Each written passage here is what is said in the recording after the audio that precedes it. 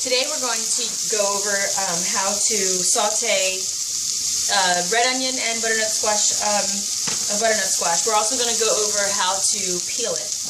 So what I did here was I just took an entire red onion and I sliced it, and now I'm going to go and cut it. I sliced it lengthwise and then I cut it in half. So now I'm only going to just saute them. I put about a teaspoon of extra virgin olive oil in my pan. And then the butternut squash, what I did was I took the entire squash and I cut it. Then I actually gutted it and I took away the seeds and I threw those away. And then I placed it in a pan of water, hot water. I even had it on high for a few minutes. It never really even came to a boil. It was just long enough for it to come to a simmer. And it softened the skin of the butternut squash.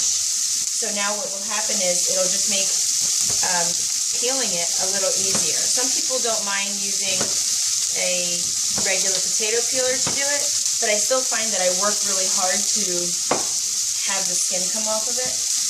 So basically, it's that easy. It pretty much will just come right off.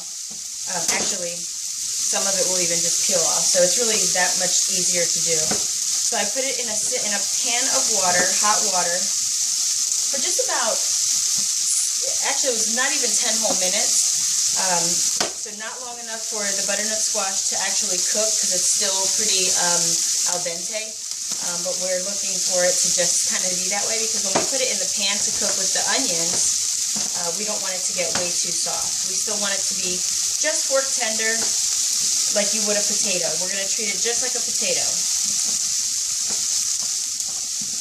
So there's that. That's actually half of I would say a medium-sized butternut squash. I can and will use the whole thing.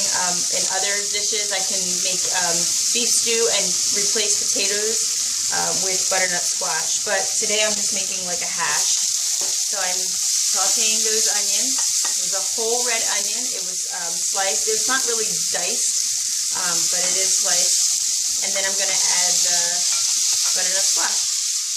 Now at this point, you're welcome to season it with any seasoning that you like. There's Mrs. Dash. She has a lot of salt-free line. You can always put that on there. I actually really enjoy the garlic and sea salt grinder, so I just put a few grinds, just a few, just for the sake of taste. But honestly, the butternut squash is sweet all by itself. And once the red onions are caramelized, they are sweet also. So you really don't need a whole lot of help as far as bringing out the flavor in it. But I did use the garlic and sea salt. I don't know if you can see that. Grinder. I got mine at Aldi's. I've seen them in other places like Acme and ShopRite. You can do that.